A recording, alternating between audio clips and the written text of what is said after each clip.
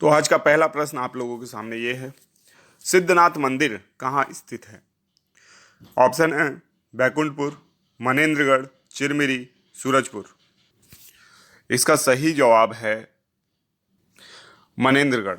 सिद्धनाथ मंदिर मनेंद्रगढ़ में स्थित है और मनेंद्रगढ़ आप जानते हैं एमसीबी जिले का पार्ट है। सिद्धनाथ मंदिर जो है केदारनाथ मंदिर की तर्ज पर बनाया गया है। हाल ही में यहाँ पे हुई चोरी के कारण ये बहुत ज़्यादा न्यूज़ में रहा है, इसलिए आपको यह याद रखना है कि सिद्धनाथ मंदिर कहाँ स्थित है। मनेंद्रगढ़ या एमसीबी जिले में स्थित है। ठीक है। सेकेंड क्वेश्चन आप लोगों के सामने ये है, भोरमदेव गेम सेंचुरी कहाँ स्थित है? बिलासपुर, मुंगेली, कवर्धा या बेमेतरा। इसका सही जवाब आप कमेंट बॉक्स में देने की कोशिश कीजिए। तो जी हाँ, इसका सही जवाब है कवर्धा। कवर्धा में स्थित है भोरमदेव सेंचुरी। तो कई न्यूज़पेपर ने इन्हें गेम सेंचुरी भी लिख दिया है। तो याद रखना, भोरमदेव जो सेंचुरी है वो कहाँ स्थित है? कवर्धा में स्थित है। ठीक है, तो इसको याद रखिएगा। भोरमदेव मंदिर भी कहाँ स्थित है? कवर्धा में ही स्थित है। और आप जानते हैं भोरमदेव मंदिर खजुराहो के तर्ज पर निर्मित मंदिर है। ठीक है। नेक्स्ट क्वेश्चन है, नगर नामक प्रसिद्ध स्थान कहाँ स्थित है जो हाल ही में चर्चा में था? आपके ऑप्शन है बस्तर, राजनांदगांव, गरियाबंद, सूरजपुर। तो इसका सही जवाब है बस्तर। ठीक है, नगरनार स्टील प्लांट के बारे में आपने सुना होगा, है ना, बस्तर में है। तो इसको याद रखना है आपको। नगरनार कहाँ स्थित है? बस्तर में स्थित है। और हाल ही में विभिन्न कारणों से ये समाचार पत्रों में था। तो ऐसी जो भी स्थान है जो प्रसिद्ध हैं उनको हमको नोटिस जरूर करना चाहिए। नेक्स्ट क्वेश्चन है, काफ़ी इंपॉर्टेंट क्वेश्चन है, Laureus sportsman of the year का खिताब 5वीं बार किसने जीता है?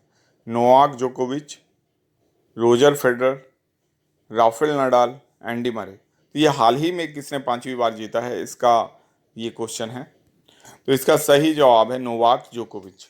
नोवाक जोकोविच ने Laureus sportsman of the year का खिताब 5वीं बार जीता है। ठीक है, तो इसको याद रखना है आपको। नेक्स्ट क्वेश्चन है, विश्व चेस चैंपियनशिप के फाइनल में पार्टिसिपेट करने वाले सबसे कम उम्र के फाइनलिस्ट कौन बने हैं? तो इसका सही जवाब है डी गुकेश, है ना। तो गुकेश का नाम याद रखिएगा, है ना। ये सबसे कम उम्र में फाइनल में पहुंचने वाले भारतीय बन गए हैं और सबसे कम उम्र के प्लेयर हैं।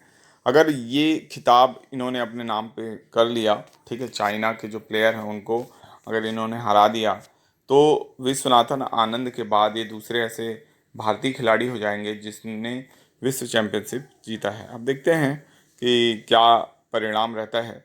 लेकिन हाँ, फाइनल में पहुंचने वाले सबसे कम उम्र के जो खिलाड़ी हैं वो गुकेश बन चुके हैं।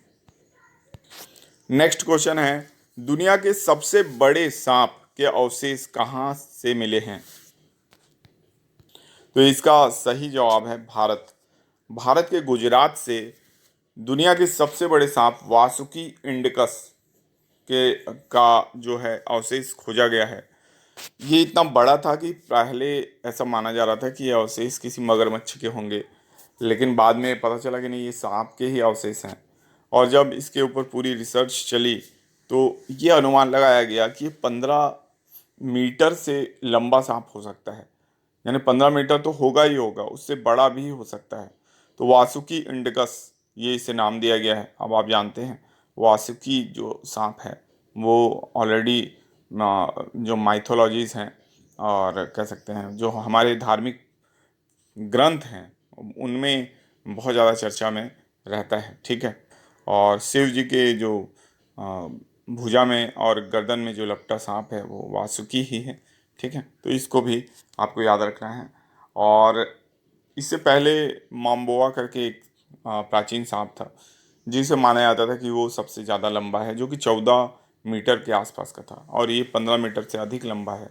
तो निश्चित तौर पे वासुकी इंडिकस जो है एक सब दुनिया का सबसे बड़ा सांप रहा होगा। ठीक है, तो इसको याद रखना है। अब अंतिम प्रश्न आप लोगों के लिए है और इसका जवाब आप कमेंट बॉक्स में ज़रूर दीजिएगा।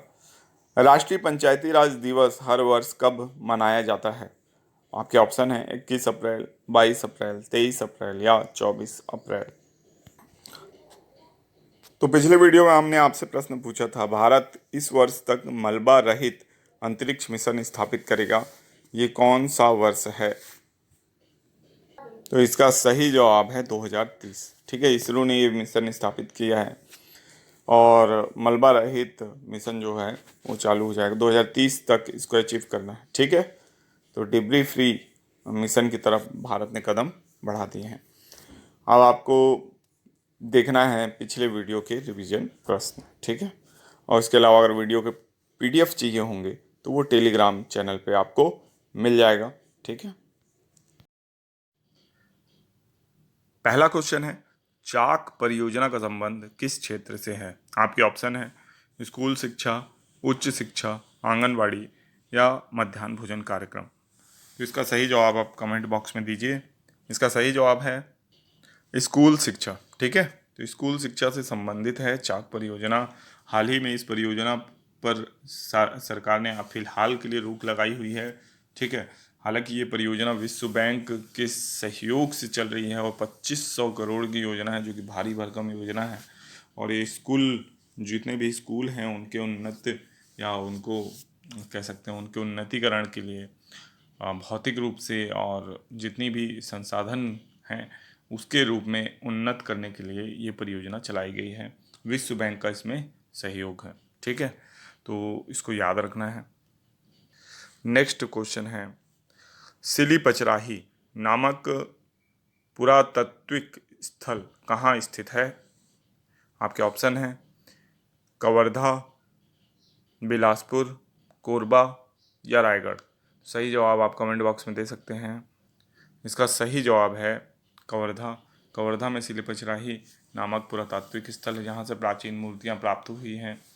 और जो विश्व धरोहर दिवस है, उस दिवस पे इन सारे जो पुरातात्विक स्थल हैं उनको समाचार पत्रों में स्थान मिला हुआ है। ठीक है, तो इसको भी याद रखिएगा। किसी भी जो न्यूज़ कटिंग है या कोई भी न्यूज़ जो है वो क्वेश्चन बन सकती है। जैसे सिरपुर भी बहुत ज़्यादा न्यूज़ में है, तो सिरपुर से क्या सामान मिले हैं, क्या पुरातात्विक साक्ष्य मिले हैं, वो आपको याद रखना चाहिए।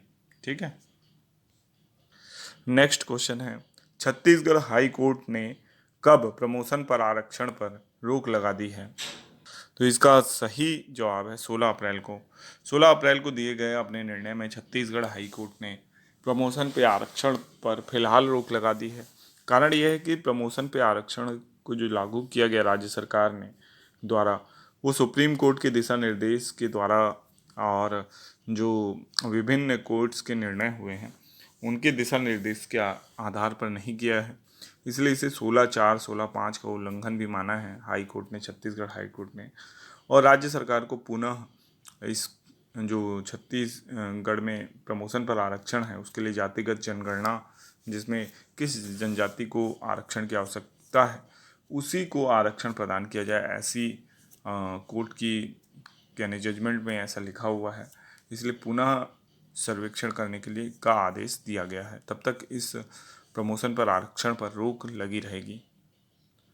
नेक्स्ट क्वेश्चन है, अयोध्या में श्री राम सूर्य तिलक कार्यक्रम में किस संस्थान ने महत्वपूर्ण भूमिका अदा की है?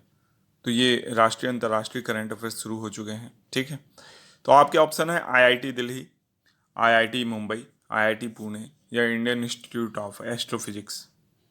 तो इसका सही जवाब है इंडियन इंस्टीट्यूट ऑफ एस्ट्रोफिजिक्स। तो हाल ही में आपने देखा होगा कि श्री राम जी की जो मूर्ति है अयोध्या में, उस पर सूर्य तिलक किया गया। सूर्य का प्रकाश एक अलौकिक रूप से उनके माथे पे आकर लगा और एक तिलक का रूप ले लिया। ठीक है, तो ये जो कार्यक्रम है, ये पूरा कार्यक्रम जो कह सकते हैं उसमें सबसे महत्वपूर्ण भूमिका अगर किसी इंस्टीट्यूट की रही तो इंडियन इंस्टीट्यूट ऑफ एस्ट्रोफिजिक्स की रही। ठीक है, तो इसको याद रखिएगा, बहुत इंपॉर्टेंट है ये। ठीक है, नेक्स्ट क्वेश्चन है, आईएमएफ ने भारत की जीडीपी अनुमान को वर्ष 2024-25 के लिए कितना कर दिया है?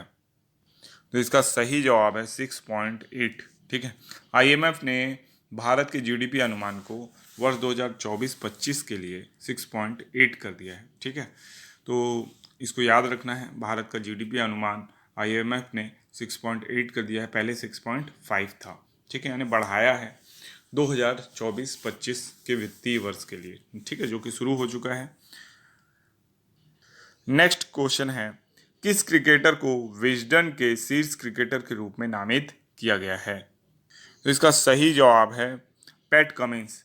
पैट कमिंस को विजडन के शीर्ष क्रिकेटर के रूप में नामित किया गया है।